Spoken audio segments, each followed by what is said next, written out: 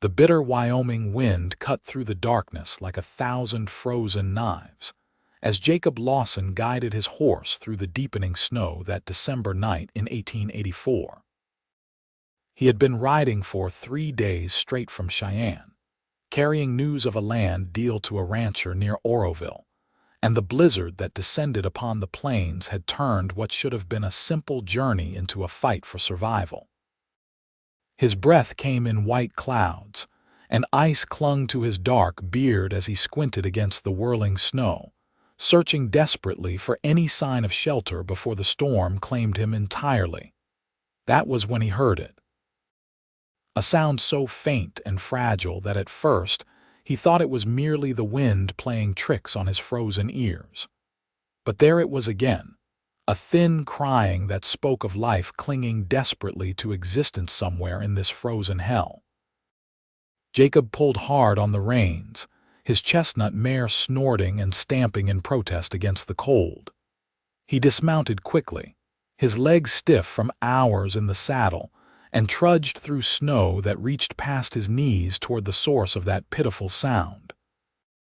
Behind a fallen cottonwood tree, partially sheltered by its massive trunk, he found them. 2 small girls, no more than 4 years old, identical twins with dark hair plastered to their pale faces, huddled together in threadbare dresses that offered no protection against the merciless cold. Their lips were blue, their small bodies shaking violently, and their eyes were barely open. Jacob's heart lurched in his chest as he dropped to his knees beside them, immediately shrugging off his heavy coat to wrap around their tiny forms. "Where is your mother?" he asked urgently, though he doubted they could even hear him over the howling wind. "Where did you come from?" One of the girls managed to lift a trembling hand, pointing weakly toward a thick stand of pines about 50 yards away. Jacob scooped both children into his arms, shocked by how light they were, how their small bodies felt like ice even through his shirt.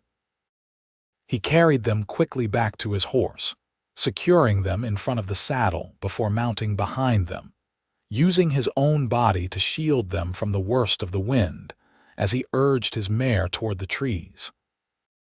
He found the wagon almost immediately, an old covered wagon with a broken wheel, listing heavily to one side.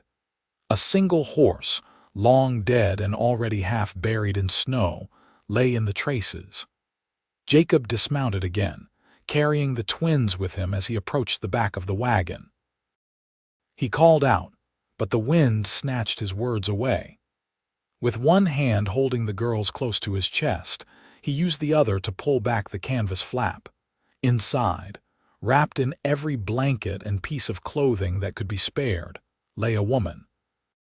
She was perhaps 23 or 24 years old, with the same dark hair as her daughters and features that would have been beautiful if not marked by exhaustion and the early stages of frostbite. Her eyes fluttered open as the cold air rushed in and she tried to sit up, panic flooding her face when she saw a stranger holding her children. "Please," she gasped, her voice hoarse and weak. "Please do not hurt them. Take them, save them, but please do not hurt my babies." "Madam, I am not going to hurt anyone," Jacob said firmly, climbing into the wagon and letting the flap fall closed behind him. "My name is Jacob Lawson. I am a rancher from outside Cheyenne. I found your daughters freezing in the snow. How long have you been stranded here?" The woman's eyes filled with tears that tracked down her frozen cheeks. 2 days, she whispered. "Maybe 3. I lost count. The wheel broke and then the storm came and my horse could not pull us free. I tried to keep them warm, but I had to give them everything I had. I sent them to find help, but I knew it was hopeless. I just could not watch them freeze beside me." Jacob could see that she was in bad shape, possibly worse than the girls. Her hands were wrapped in strips of cloth that were stained with blood from where frostbite had set in. She was shivering violently, and her breathing came in shallow gasps. He needed to get all 3 of them to shelter, and fast, or none of them would see morning. "There is an old line shack about 2 miles north of here," he said, remembering the abandoned shepherd's shelter he had passed an hour before. "It is not much, but it has 4 walls and a roof. Can you ride?" The woman tried to stand but immediately collapsed back onto the pile of blankets. "I do not think so," she admitted, her voice breaking. "My legs will not hold me. You should take the girls and go. Save them. Leave me here." "That is not happening," Jacob said with a finality that left no room for argument. "I did not ride through this storm to find you all just to leave anyone behind." "What is your name?" "Priscilla," she said softly. "Priscilla Grant. The girls are Emma and Alina. I cannot tell them apart anymore. I used to dress them differently, but everything is so mixed up now." "Well, Miss Grant, we are all getting out of here together," Jacob said. He wrapped the twins more securely in his coat and handed them back to their mother. "Hold them close. I am going to get you on my horse." What followed was a struggle that tested every ounce of Jacob's strength. Priscilla was barely conscious, and moving her from the wagon to his horse in the driving snow while making sure the twins did not slip from her weakened grasp required a delicate balance of speed and care. Finally, he managed to get Priscilla settled in the saddle with the girls bundled against her chest, and he climbed up behind them all, wrapping his arms around them to hold them secure while he guided the horse with his knees and voice alone. The ride to the line shack was the longest 2 miles of Jacob's life. The wind fought them every step of the way, and twice he thought he had lost his bearings entirely in the whiteout conditions. His mare was exhausted, struggling through drifts that sometimes reached her chest, but the faithful horse kept going, sensing perhaps the desperate need of her rider. Jacob could feel Priscilla growing weaker against him, her body going limp, and he talked to her constantly, forcing her to stay awake. "Tell me about your girls," he said loudly, his mouth close to her ear so she could hear him. "Tell me about Emma and Alina." "Emma is older by 3 minutes," Priscilla murmured, her words slurring together. "She is braver, always looking out for her sister. Alina is gentler, loves flowers and birds and anything pretty. They turned 4 last month. I made them a cake from our last bit of sugar." "Where are you from?" "Where were you heading?" "From Pennsylvania," Priscilla said, and Jacob could hear her fighting to form the words. "My husband died 6 months ago. Mine collapse. I had nothing there anymore, and I heard there was work in Oregon, sewing, cleaning, anything. I thought I could make a life for us there." Jacob felt anger rise in his chest at the circumstances that had forced this woman and her children onto the dangerous trail in winter, but he pushed it down. There would be time for anger later. Right now, survival was all that mattered. The line shack appeared through the snow like a miracle, a small dark shape that slowly resolved into 4 rough log walls and a slanted roof. Jacob had never been so grateful to see such a humble structure in his entire life. He guided his horse right up to the door, which hung half off its leather hinges, and carefully dismounted, taking the twins first and then helping Priscilla down.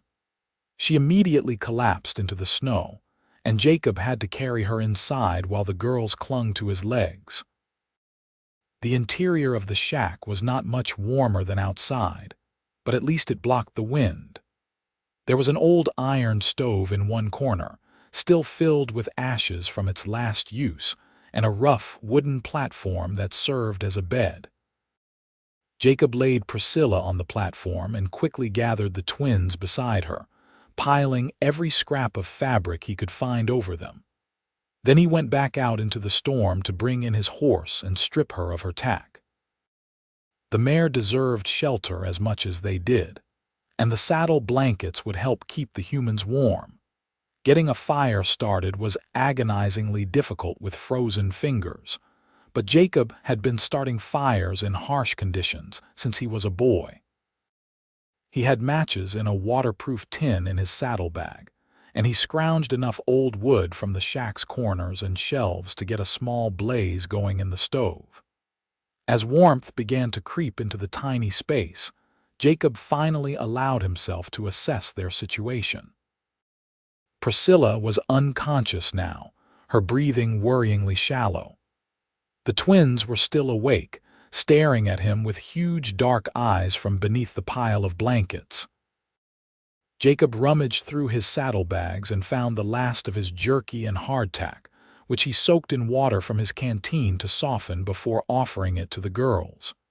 They ate slowly, mechanically, as if they had forgotten what food was. "Is Mama going to die?" one of them asked in a tiny voice. Jacob looked at the small face, so full of fear and trying so hard to be brave, and felt his heart crack. "No," he said firmly, though he was not entirely sure he was telling the truth. "Your Mama is very cold and very tired, but she is going to be fine. We are all going to be fine." He spent the rest of that long night keeping the fire going and watching over the 3 people who had so suddenly become his responsibility.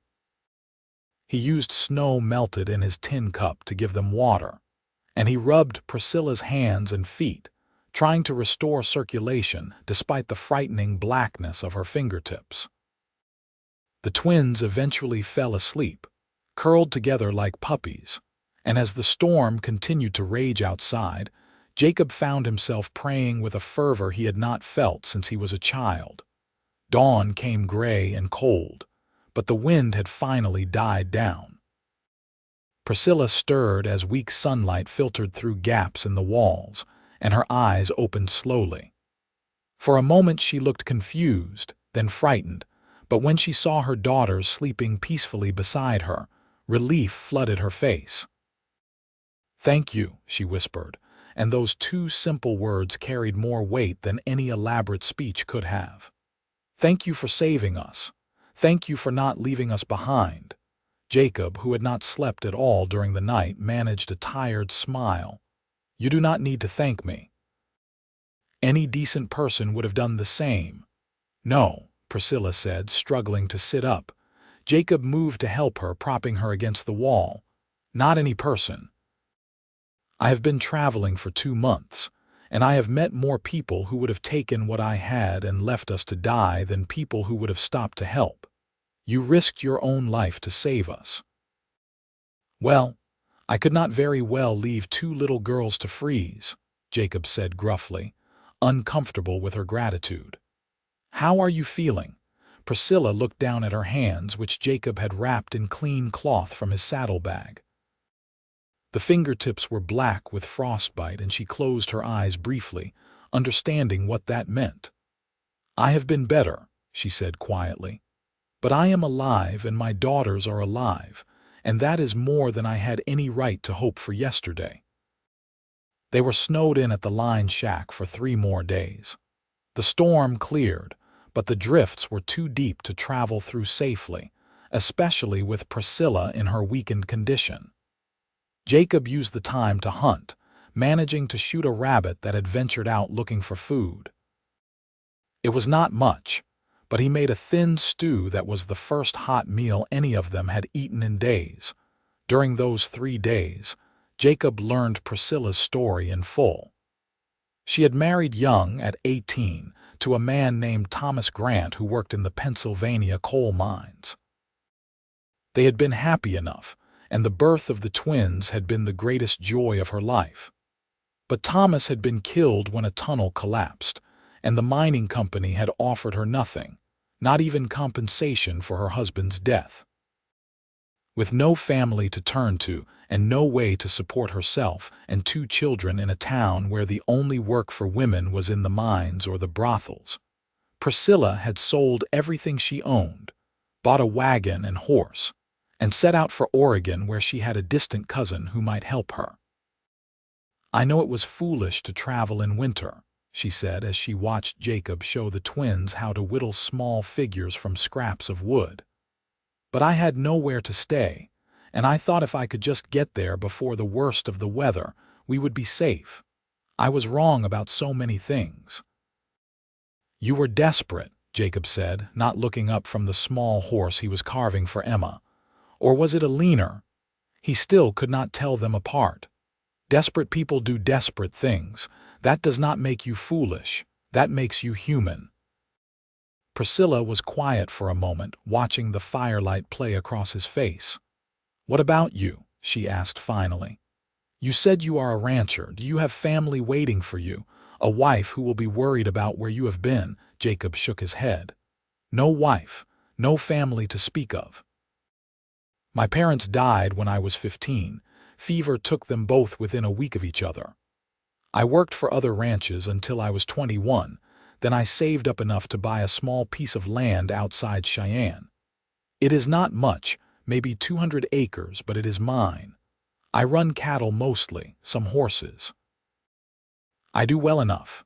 "It must be lonely," Priscilla said softly. Jacob paused in his carving, considering. "I suppose it is," he admitted, "but I have always been on my own. You get used to it." "I do not think anyone gets used to being alone," Priscilla said.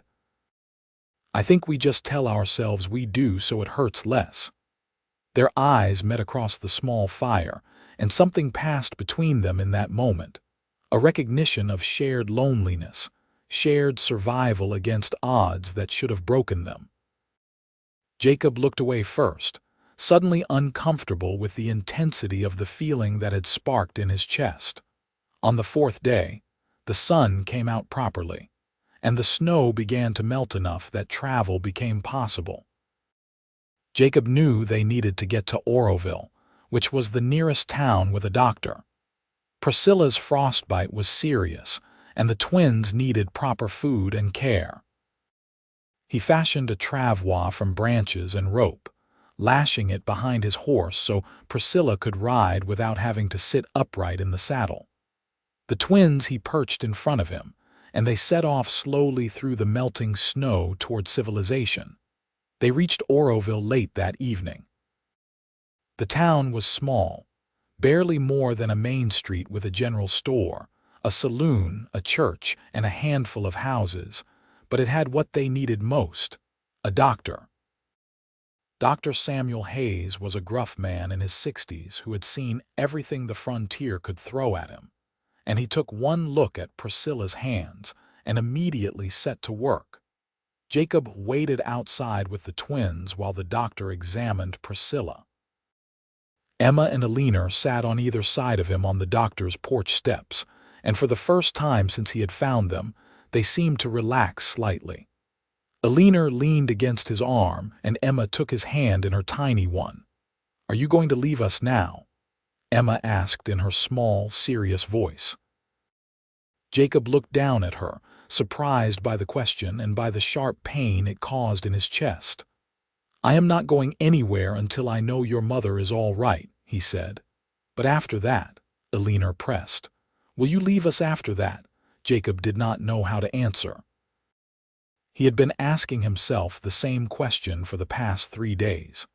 Every logical part of his brain told him that once Priscilla was recovered and settled, he needed to return to his ranch. He had cattle to tend, contracts to fulfill, a life that did not include a widow and her 2 daughters. But every time he thought about riding away from them, something inside him rebelled against the idea with surprising violence. He was saved from having to answer by the doctor emerging from his small clinic. The man's face was grave as he pulled off his spectacles to clean them on his shirt. "The frostbite is severe," he said bluntly. "I am going to have to take 3 fingers on her right hand and 2 on her left. If I do not, the rot will spread and she will lose her whole hand, maybe her arm, maybe her life. She knows. She has agreed. But I wanted to tell you before I begin, in case she has any particular wishes about her children should something go wrong." Jacob felt the blood drain from his face. "Is she going to die?" "Not if I can help it," the doctor said. "But surgery is always a risk, and she is weak." "I have seen people die from less. You her husband?" "No," Jacob said. "I found her and her daughters during the storm. I brought them here." The doctor gave him a long, measuring look. "Well then, you have more than done your part. I can find someone to take the children for the night while I operate." Jacob looked down at Emma and Alina, who were staring up at him with those enormous dark eyes, and he knew he could not let them be separated from him right now. They had lost so much already. They needed stability, even if it came from a stranger they had known for only a few days. "They will stay with me," Jacob said firmly.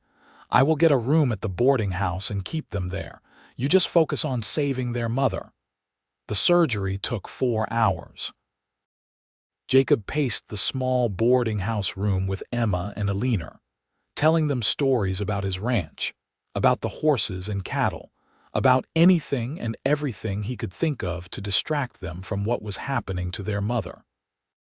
They finally fell asleep near midnight, curled together on the narrow bed, and Jacob sat in a chair by the window, watching the dark street and praying harder than he had ever prayed in his life. It was nearly dawn when the doctor finally came. Jacob opened the door at his soft knock, searching the man's tired face for any sign of news. "She is alive," Dr. Hayes said, and Jacob felt his knees nearly give out with relief. "The surgery went well. She lost the fingers, but I believe I got all the damaged tissue. If infection does not set in, she should make a full recovery, or as full as one can without 5 fingers. She is asking for her daughters." Jacob woke the twins gently and carried them through the cold pre-dawn streets to the doctor's clinic. Priscilla was propped up in bed, her hands heavily bandaged, her face pale but alert. When she saw her daughters, tears streamed down her face, and the girls ran to her, carefully climbing onto the bed to hug her. Jacob hung back, feeling suddenly like an intruder on this private family moment. He should leave. He should get a few hours of sleep and then head back to his ranch. His obligation was fulfilled.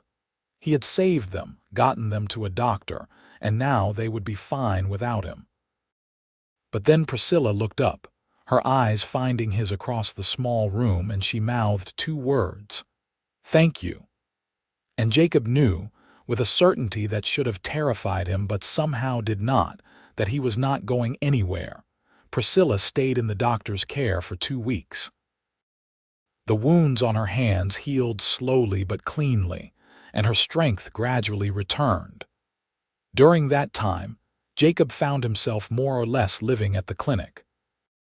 He told himself it was because someone needed to look after the twins while their mother recovered, but the truth was more complicated than that. He found himself drawn to Priscilla in a way he had never been drawn to anyone before. She was strong despite her circumstances, refusing to give in to despair even when the doctor told her bluntly that she would never have full use of her hands again. She was gentle with her daughters but firm when they needed it. She was smart, engaging him in conversations about everything from politics to poetry, topics he had never discussed with anyone in his rough ranching life. And she was beautiful, though he tried not to notice that, tried to keep his feelings purely those of a concerned friend helping someone in need. But on the 10th day of her recovery, when he arrived at the clinic with lunch for the twins and found Priscilla sitting up in bed, carefully trying to hold a spoon with her bandaged hands, the pretense he had been maintaining crumbled entirely. She was crying silently, tears of frustration rolling down her cheeks as the spoon kept falling from her grasp. "Let me help," Jacob said softly, moving to sit beside her bed. "I cannot even feed myself," Priscilla whispered, her voice breaking. "How am I supposed to take care of my daughters? How am I supposed to work, to earn money, to survive? What have I done to them?" Jacob reached out slowly, giving her time to pull away if she wanted, and took her bandaged hands in his. "You have given them a mother who loves them enough to cross half the country looking for a better life," he said. "You have given them a mother who kept them alive in a blizzard. You have given them strength and courage and love. That is what you have given them. The rest we will figure out." Priscilla looked at him through her tears. she said quietly. Jacob realized what he had said, and instead of taking it back, he found himself nodding. Yes, he said, if you will let me help you, if you will let me be part of your lives. Why? Priscilla asked, searching his face. Why would you do this for us? You do not know us. You do not owe us anything. You have already done so much. Jacob was quiet for a long moment, trying to find the words for feelings he had never really named before. I have been alone for a long time, he said finally. I thought that was just how my life was supposed to be. But these past 2 weeks, being here with you and the girls, I have been happier than I can remember being in years. I look forward to seeing you every day. I look forward to Emma's serious questions and Alina's shy smiles. I look forward to talking with you. And the thought of going back to my ranch and never seeing any of you again makes me feel like someone is tearing something vital out of my chest. He paused, then forged ahead, knowing he needed to say it all. I am not a rich man. My ranch is small, and the work is hard. But I have a house with 3 bedrooms and a good well and land that could support a family if that family was willing to work. And I am asking if you have nowhere else to go, if you are willing to take a chance on a man who has never been particularly good with words or feelings, would you consider staying with me? You and the girls, as my family. Priscilla was crying openly now, but they were different tears than before. Jacob, she whispered, you are offering me charity. No, Jacob said firmly. I am offering you a home. There is a difference, and I am asking, maybe hoping that over time it could be more than that. I know it is too soon to speak of such things. You are still grieving your husband. You barely know me, but I am asking you to give me a chance. Give us a chance. Priscilla studied his face for a long moment, and Jacob forced himself to hold her gaze to let her see the truth of his feelings. Finally, she nodded slowly. My husband has been dead for 6 months, she said quietly. I loved him, but our marriage was not a fairy tale. He was a good man, but he was hard, worn down by the work and the poverty. We did not have conversations like you and I have. He did not look at me the way you look at me. I have been alone in my heart for longer than I have been alone in fact. So yes, Jacob Lawson, if you truly mean this, if you are not just acting out of pity or some misguided sense of obligation, then yes, we will stay with you. We will give this a chance. Jacob felt something in his chest that he had not felt in so long he had almost forgotten what it was. Hope. Pure, uncomplicated hope for a future that held more than just work and solitude. I mean it, he said. Every word. They left Oroville 3 days later once the doctor declared Priscilla well enough to travel. Jacob had spent those 3 days making preparations, buying supplies, sending word to his ranch foreman that he was returning with guests, trying not to think too hard about the enormity of what he was doing. He was bringing a woman and 2 children into his life, into his home, on nothing more than feelings that had developed over the course of 2 intense weeks. It was reckless and impulsive and completely unlike him. It was also the rightest thing he had ever done. The journey to the ranch took 4 days, traveling slowly to accommodate Priscilla's still healing hands and the twins' short legs. Jacob had bought a proper wagon in Oroville, trading his horse for it and 2 sturdy mules, and he set up the back with blankets and supplies to make it as comfortable as possible. They traveled during the day and camped at night, and despite the cold January weather, the journey had a quality almost like a dream. Around the campfire each night, Priscilla told the twins stories about their father, keeping his memory alive for them, and Jacob found he did not mind. He was not trying to replace Thomas Grant. He was trying to build something new, something different, and that required honoring what had come before. The twins slowly began to open up more, their serious faces relaxing into actual childhood. Eleanor brought him flowers she found even in winter, dried blooms clinging to dead stalks, and Emma asked him 1,000 questions about the ranch they were going to. And Priscilla watched it all with eyes that grew softer each day. On the third night, after the twins were asleep in the wagon, she sat beside Jacob at the fire, and tentatively, carefully, she leaned her head against his shoulder. Jacob froze, afraid to move, afraid to breathe and break the fragile moment. Then slowly, he wrapped his arm around her shoulders, and they sat like that until the fire burned down to coals. The ranch appeared over a rise on the fourth day, and Jacob felt a mixture of pride and nervousness as he showed it to his new family. It was not much compared to the big spreads owned by cattle barons, but it was his. The house was sturdy, built from logs he had cut himself, with a wide front porch and a stone chimney. The barn was sound, and there were corrals for the horses and cattle. Beyond, the land rolled away in winter brown hills dotted with dark shapes that were his herd. His foreman, an older man named Bill Carson, came out to meet the wagon, his weathered face showing surprise when he saw Jacob's passengers. Jacob had sent word he was bringing guests but had not provided details.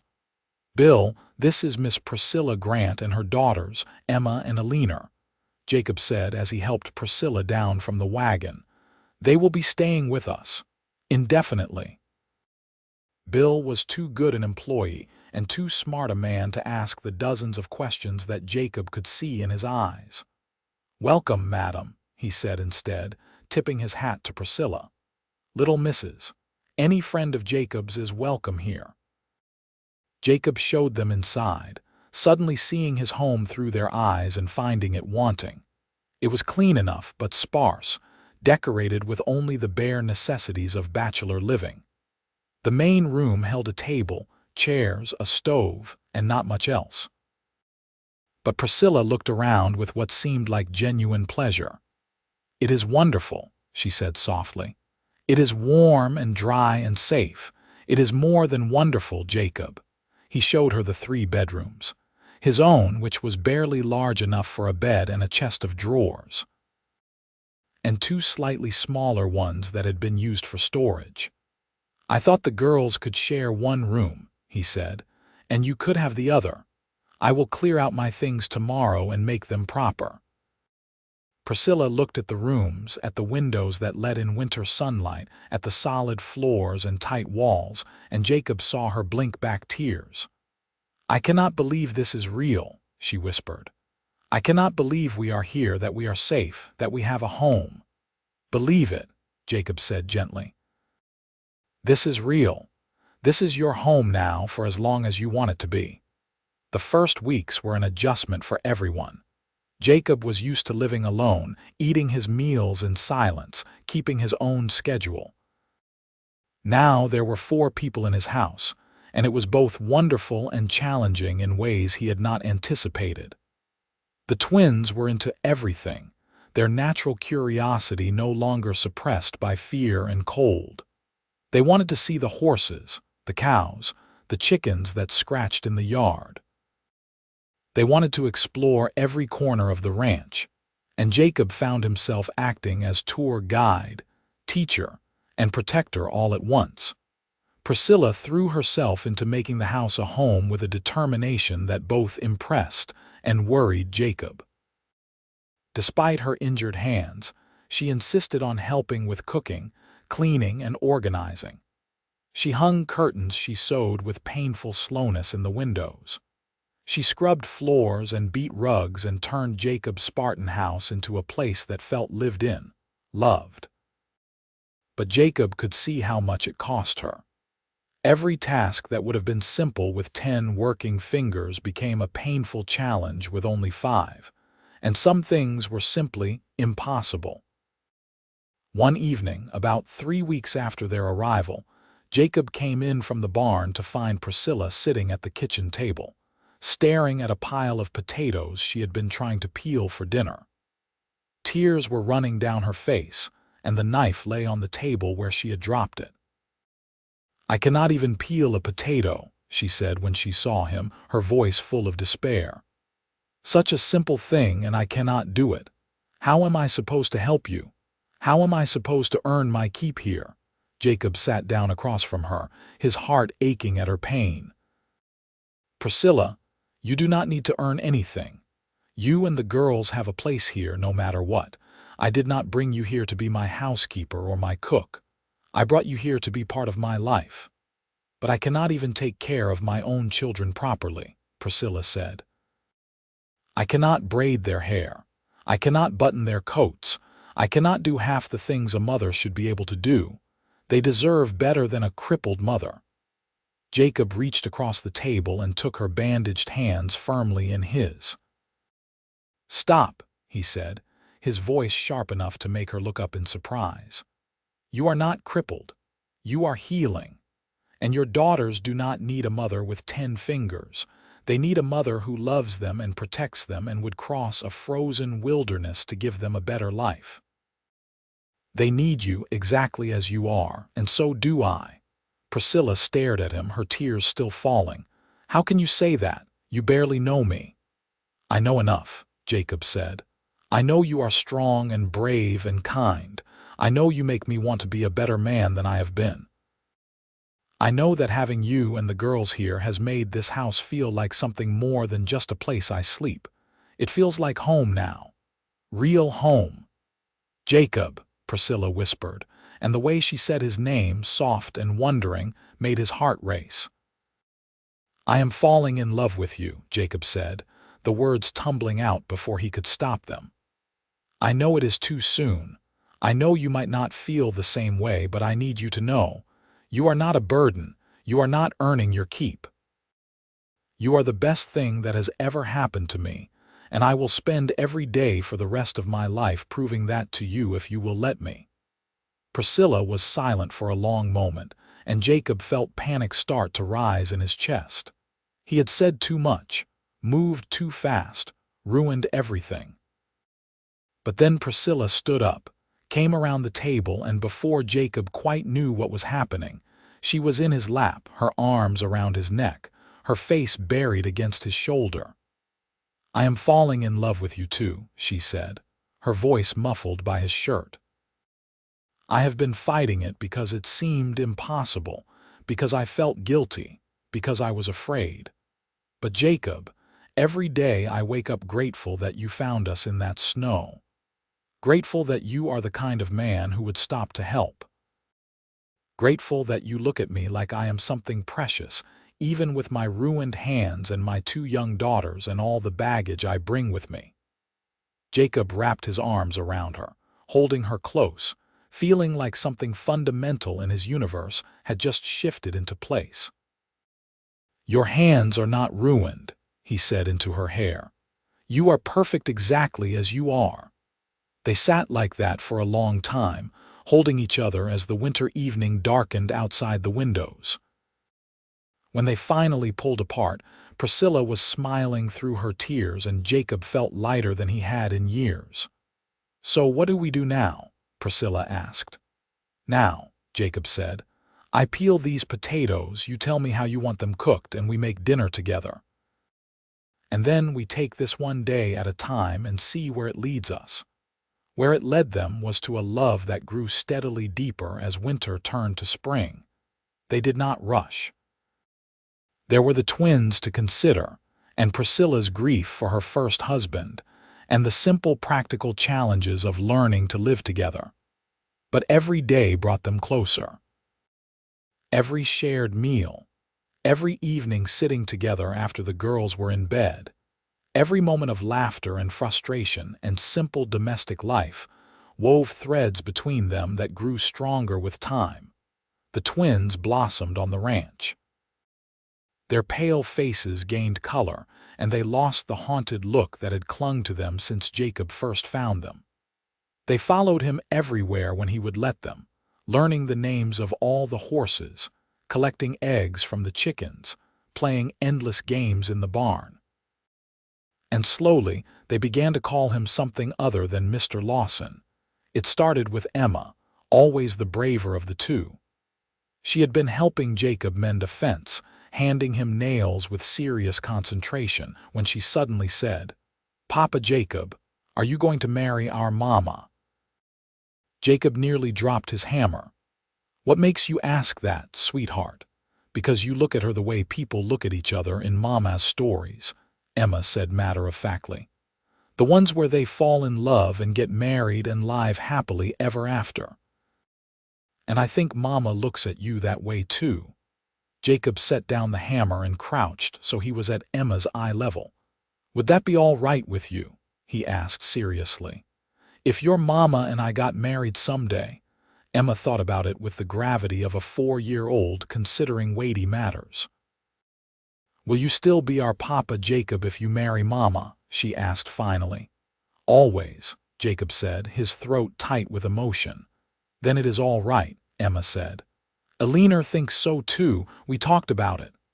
That evening, after the twins were in bed, Jacob told Priscilla about the conversation.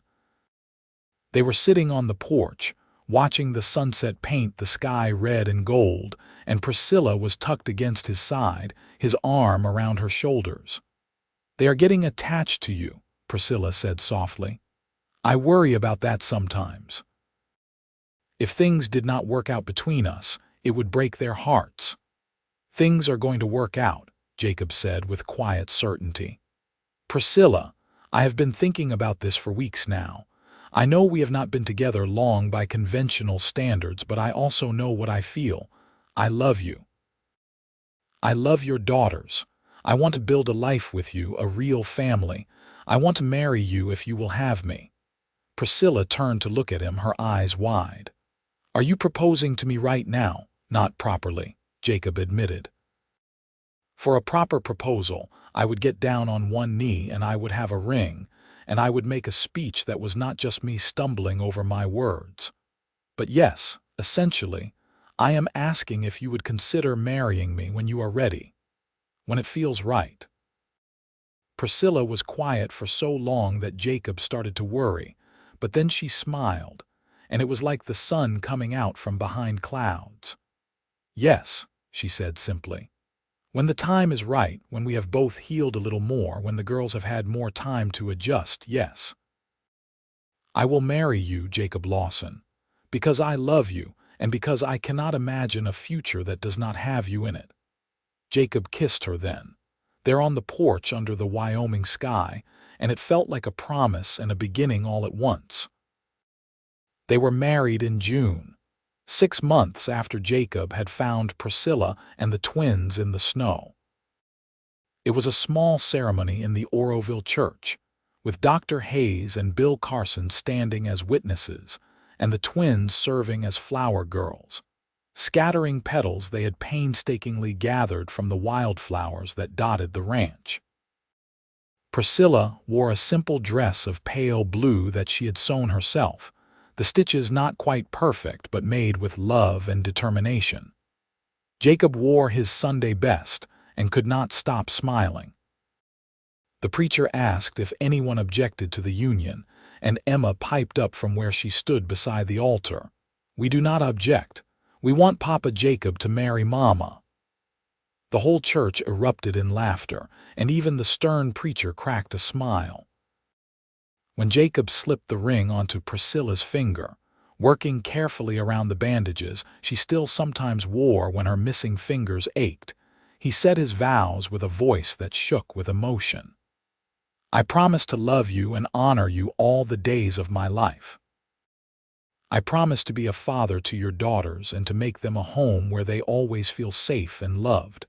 I promise to stand beside you through whatever comes, good or bad, until death parts us." Priscilla's vows were equally heartfelt. "I promise to love you with everything I am. I promise to build a life with you that honors the past, but looks forward to the future. I promise to be your partner, your friend, and your love for all the days we have together." The reception was held at the ranch, with Bill and the other ranch hands setting up tables in the yard and the wives of neighboring ranchers bringing food, until the tables groaned under the weight of it. There was music and dancing, and Jacob danced with his new wife while the twins ran around with the other children, their laughter ringing out into the summer evening. As the sun set and the party wound down, Jacob found himself standing on his porch, Priscilla beside him, watching the twins chase fireflies in the twilight. Bill had taken over herding the remaining guests toward their wagons, giving the new family a moment of peace. "I never thought I would have this," Jacob said quietly. "A wife, children, a real family.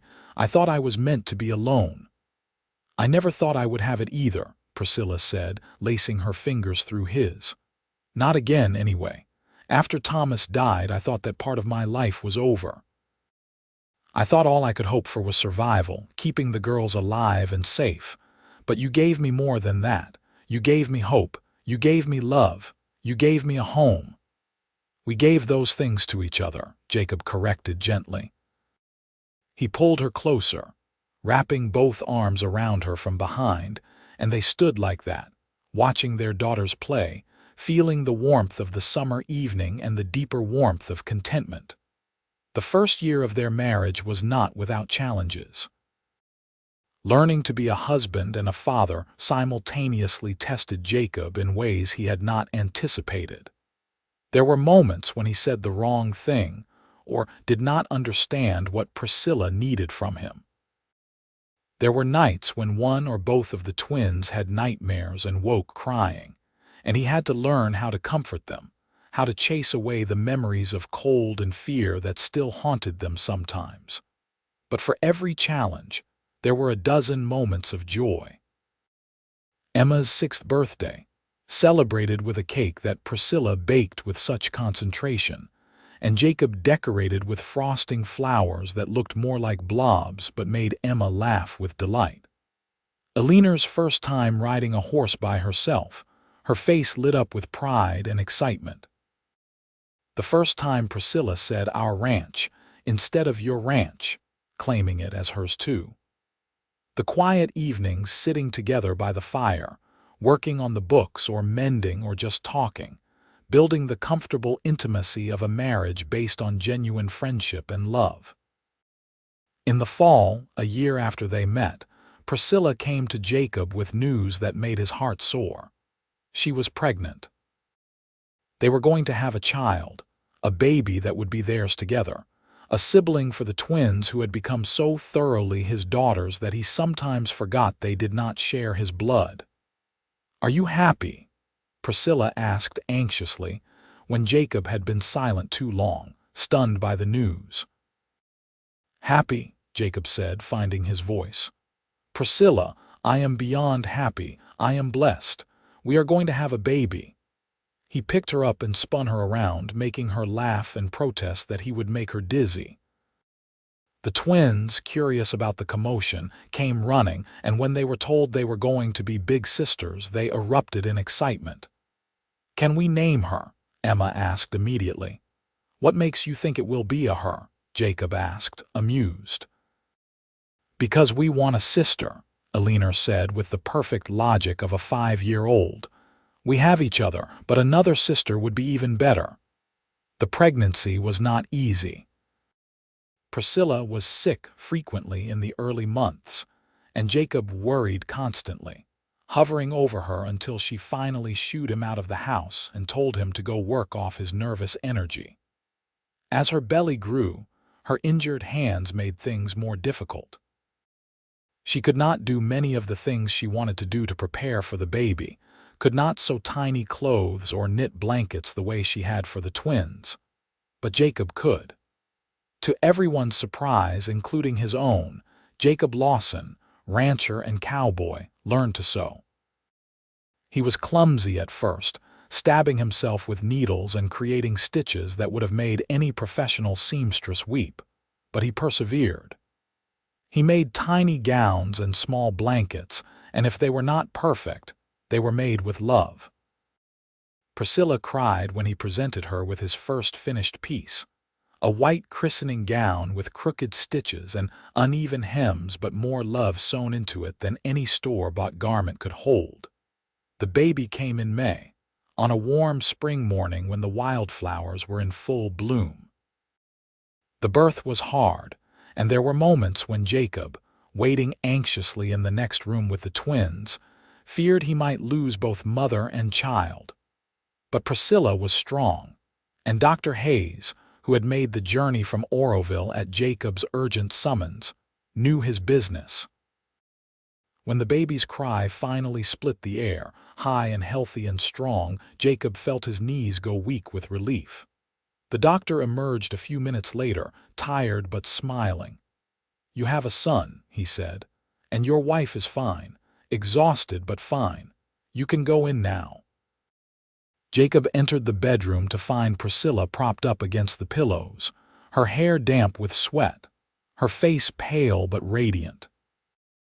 In her arms was a small bundle wrapped in one of Jacob's handmade blankets, and when she pulled the fabric back, he saw a tiny red face, eyes scrunched shut, mouth open in another lusty cry. "Meet your son," Priscilla said softly. Jacob approached slowly, almost reverently, and looked down at the baby. His son. A child of his blood, his flesh. He had never thought he would have this, never imagined he could feel love this overwhelming for someone he had just met. "He is perfect," Jacob whispered. "He is absolutely perfect." "What should we name him?" Priscilla asked. They had discussed names but had not settled on anything definite. Now, looking at his son, Jacob knew. "Joshua," he said. "Joshua Grant Lawson. For the new beginning he represents, and to honor your first husband, whose daughters I am privileged to raise." Priscilla's eyes filled with tears. "Thomas would have liked that," she said. "Honoring him without forgetting that we have moved on, that we have built something new." "Yes, Joshua Grant Lawson. It is perfect." The twins were allowed in a few minutes later, and they approached the bed with wide eyes and careful steps, as if afraid they might break something. "This is your brother Joshua," Priscilla said, angling the baby so they could see him better. "You are big sisters now." Emma reached out a tentative finger to touch the baby's hand, and Joshua's tiny fingers reflexively curled around hers. Emma's face lit up with wonder. "He is holding my hand," she whispered. "He loves you already," Jacob said, crouching beside the bed so he was at the twins' level. "And you are going to be the best big sisters any little boy could hope for." Life with a new baby was exhausting and wonderful in equal measure. Joshua was a hungry baby, always wanting to eat, and he did not sleep for more than 2 hours at a stretch for the first 3 months. Jacob, Priscilla, and even the twins became adept at functioning on minimal sleep. But watching Joshua grow, seeing him smile for the first time, hearing his first laugh, made every sleepless night worth it. The twins doted on their baby brother. Emma appointed herself his protector, hovering nearby whenever he cried, ready to alert the adults to his needs. Elena sang to him constantly, sweet, wordless melodies that seemed to soothe him when nothing else would.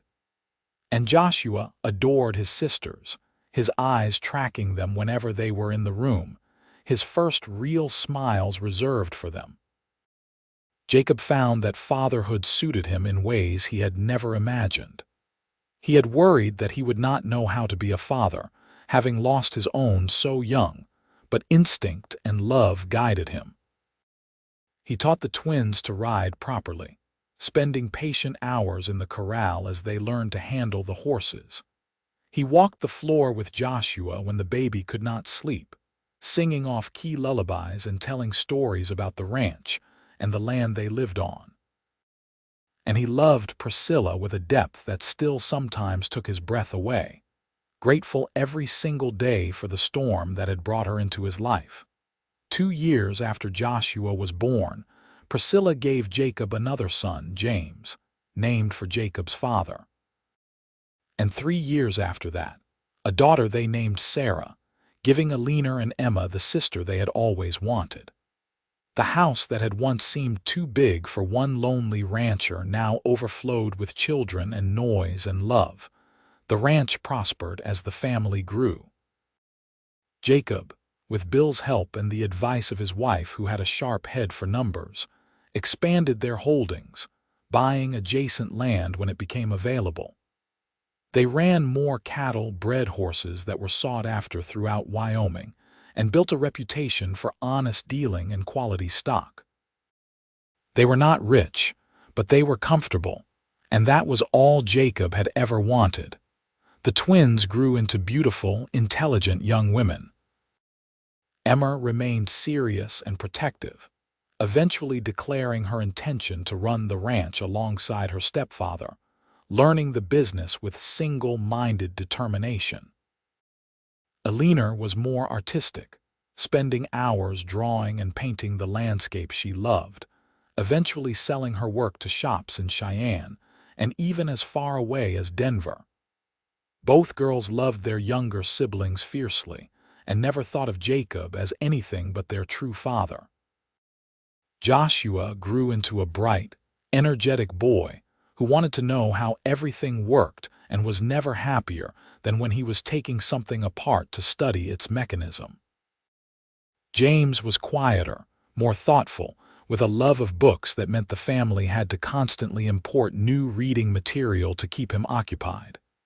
And Sarah was pure sunshine, a happy child who found joy in everything and everyone around her. Through it all, Jacob and Priscilla's love only deepened. They had their disagreements, of course, their moments of frustration and misunderstanding, but the foundation of respect and genuine affection they had built proved unshakable. On their 10th anniversary, Jacob took Priscilla back to Oroville, back to the church where they had married, and they renewed their vows in a small ceremony with just their children present. 10 years ago, you were a stranger who saved my life, Priscilla said as they stood again before the altar. Today, you are my husband, the father of my children, my partner in everything. You are the best man I have ever known, and I am grateful every day that I get to spend my life with you. 10 years ago, I found 3 people freezing in the snow, Jacob said, his voice rough with emotion. And in saving them, I saved myself. You gave me a family, Priscilla. You gave me purpose and love and more happiness than I ever thought possible. You are my heart, my home, and I will love you until my last breath and beyond. 23 years after that blizzard that changed everything, Jacob Lawson sat on his porch in the cool spring evening, watching the sun set over land that stretched as far as the eye could see. His land, his and Priscilla's, built together over 2 decades of hard work and love. The house behind him was quiet for once, all 5 children having grown and started lives of their own, though none had gone far. Emma lived with her husband in a house Jacob had built on the northern edge of the ranch property, and she managed the day-to-day operations now that Jacob was in his 60s. Eleanor had married a banker from Cheyenne, but returned frequently with her children to visit and to paint the landscapes she still loved. Joshua had become an engineer, working on the railroad but coming home whenever he could. James had surprised everyone by becoming a teacher, running the school in Oroville and living in town. And Sarah, just married last year at 19, lived with her husband on a neighboring ranch and visited so often she might as well have never left. The door opened behind Jacob, and Priscilla emerged, moving slowly these days due to the arthritis that plagued her remaining fingers and her knees. She was 52 now, her dark hair streaked with silver, lines on her face that spoke of years lived fully. To Jacob, she was as beautiful as the day he had found her in the snow. "What are you thinking about?" Priscilla asked, settling into the chair beside his and reaching for his hand. "Everything," Jacob said, lacing his fingers through hers, careful of her twisted joints. "How different my life would have been if I had not ridden that particular path that night, if I had made it to shelter before the storm got bad, if I had not heard the girls crying. "But you did," Priscilla said softly. "You found us. You saved us. And then you loved us." "You saved me right back," Jacob pointed out. "I was just existing before you came into my life. You taught me how to actually live." They sat in comfortable silence, watching the stars begin to appear in the darkening sky. Grandchildren would be arriving tomorrow. Emma's 3 boys who were wild as mustangs. Eleanor's daughter who inherited her mother's artistic talent. Sarah's baby girl, just 6 months old and the light of everyone's life. The house would be full of noise and chaos again, and Jacob found he could not wait. "You ever regret it?" Jacob asked suddenly. "Staying with me instead of going on to Oregon like you planned." Priscilla turned to look at him, her eyes reflecting the lamplight from inside the house. "Not for one single moment," she said firmly.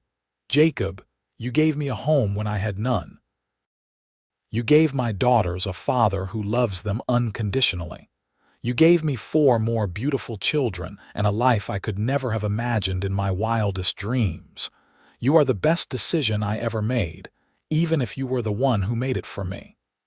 "I did not make it for you," Jacob protested. "I asked you to stay. You could have said no." "I could have," Priscilla agreed. "But I did not, and I have never been sorry. I love you, Jacob Lawson. I have loved you since those first days in the line shack when you were so determined to save us all. I will love you until the day I die." "And I will love you even longer than that," Jacob said, pulling her close for a kiss that held 23 years of partnership and passion and unshakable devotion. 2 years later, on a warm June morning, Jacob was working in the barn when he felt a sharp pain in his chest. He sat down heavily on a hay bale, wondering if he had pulled something or was just tired. But the pain grew worse, spreading down his arm, and he knew with sudden clarity what was happening. "Bill," he called, his voice weaker than he intended. His old foreman, now well into his 70s but still working because he claimed retirement would bore him to death, looked up from the stall he was mucking. "Jacob," Bill's weathered face went pale. "What is wrong?" "Get Priscilla," Jacob managed, "and Emma, quick." Bill moved faster than he had in years, and within minutes, Priscilla was there, kneeling beside Jacob with fear stark on her face. Emma stood behind her mother, already sending one of her sons to ride for the doctor, though they all knew it was likely too late. "Jacob," Priscilla said, taking his face in her twisted hands. "Hold on, please hold on." "Not sure I can," Jacob said, struggling to breathe. "Priscilla, listen.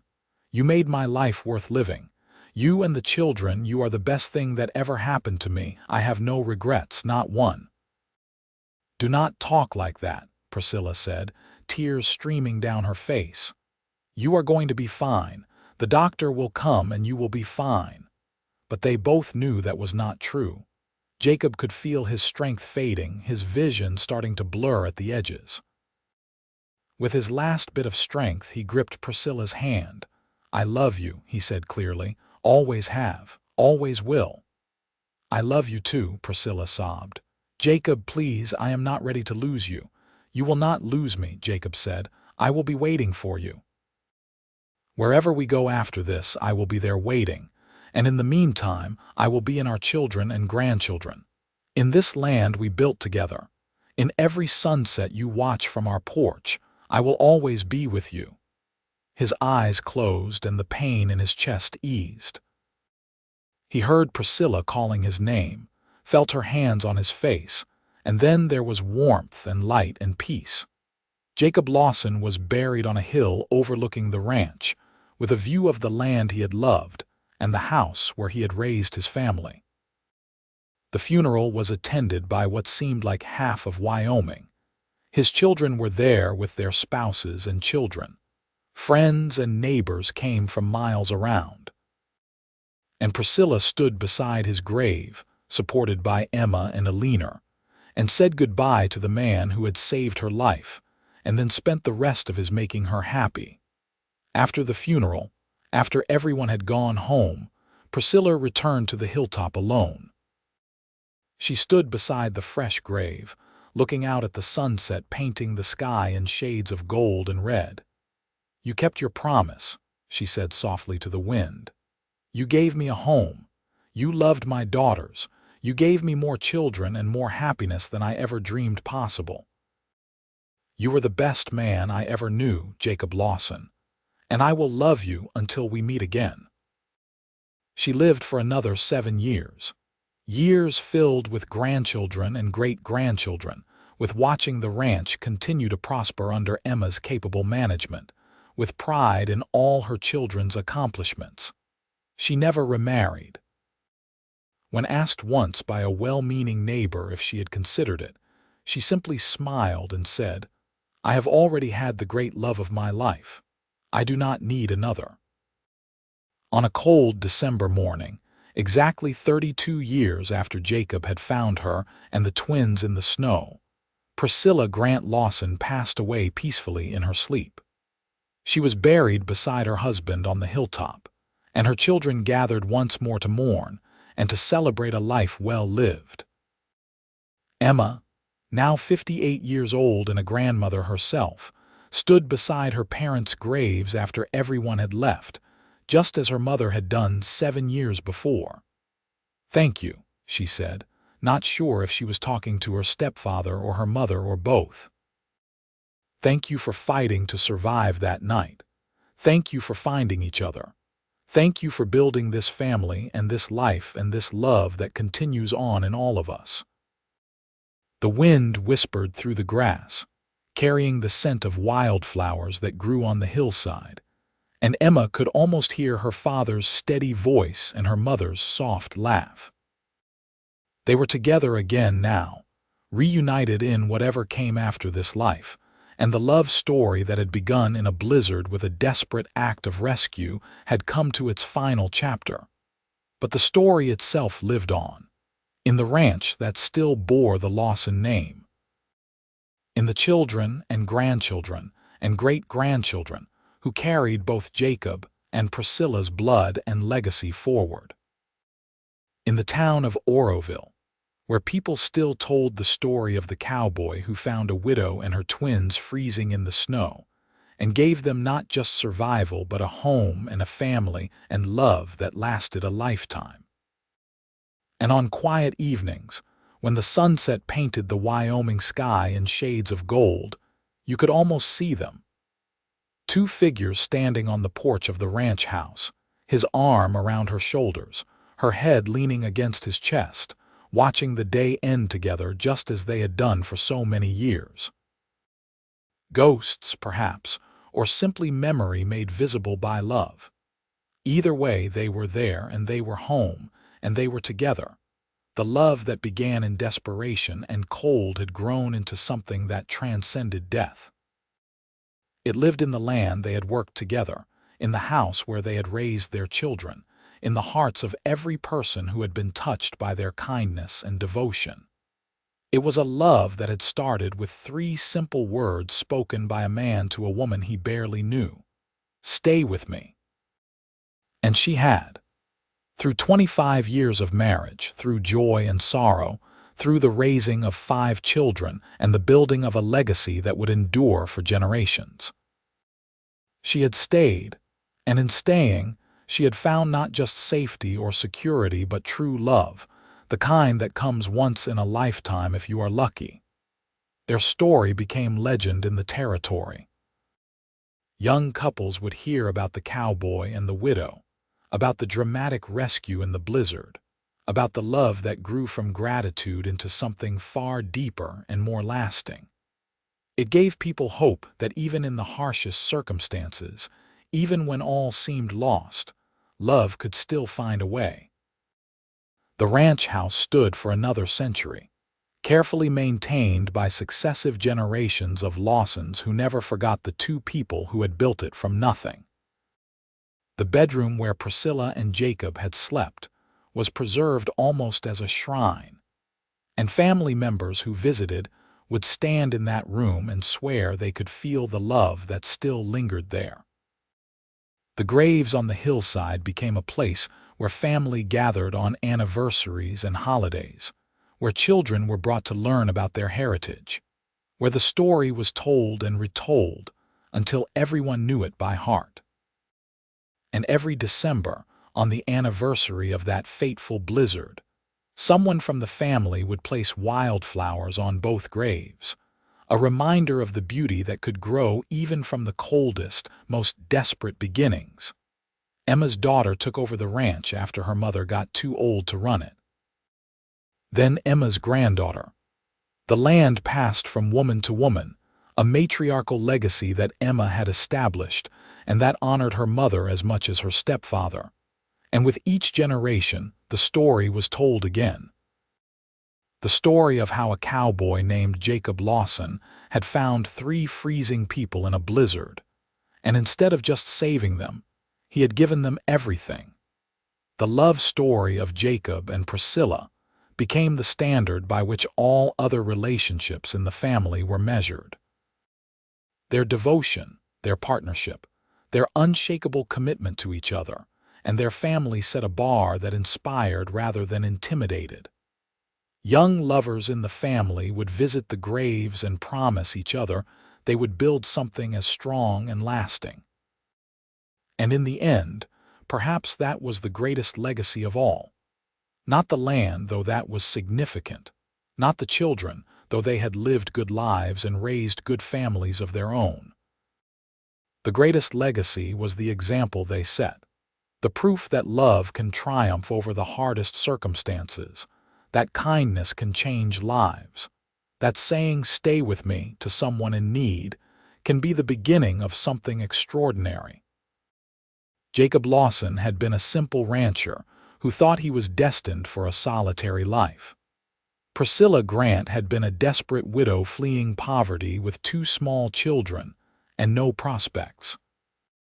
Together, they had built something that lasted far beyond their lifetimes, a love that became legendary, a family that spread across Wyoming and beyond, a story that gave hope to anyone who heard it.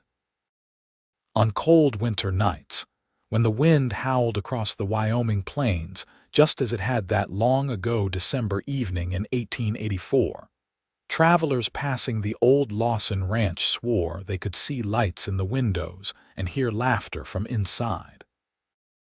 And if you listened very carefully, you might hear the sound of children playing, a baby crying, a woman singing, a man's low voice telling stories by the fire. The house was not haunted in any frightening sense. It was simply loved so deeply, so completely, that the love itself seemed to have seeped into the very walls and foundation.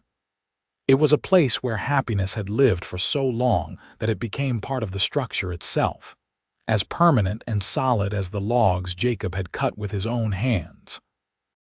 The story of Jacob and Priscilla Lawson was not a fairy tale. It was real, grounded in the harsh realities of frontier life, in the struggle for survival, in the genuine challenges of blending a family and building a life from nothing. But it was also a testament to the transformative power of love, to the courage it takes to open your heart to someone new, to the beauty that can emerge from the hardest circumstances. He had found twin girls shivering in the snow. Their mother had said thank you. The cowboy had said stay with me. And from those simple moments, from that intersection of desperation and compassion, had grown a love story for the ages. A love that proved that family is not just about blood but about choice, that home is not just a place but a feeling, that the greatest adventure is not exploring unknown territory, but opening your heart to another person completely. And so the story ends as all the best stories do, with love triumphant, with a family legacy that continues, with the knowledge that even after death, what Jacob and Priscilla built together lives on. Their bodies rest side by side on that Wyoming hillside, but their spirits, their love, their impact on everyone they touched continues to ripple outward, touching lives and inspiring hearts more than a century after they lived. Stay with me, he had said. And she had. And in that staying, In that choice to trust and love and build together, they had created something eternal. Not just a family or a ranch or a legacy, but a love story that proved beyond doubt that the best things in life come not from luck or circumstance, but from the courage to reach out to another human being and offer them everything you have, everything you are, and everything you hope to become.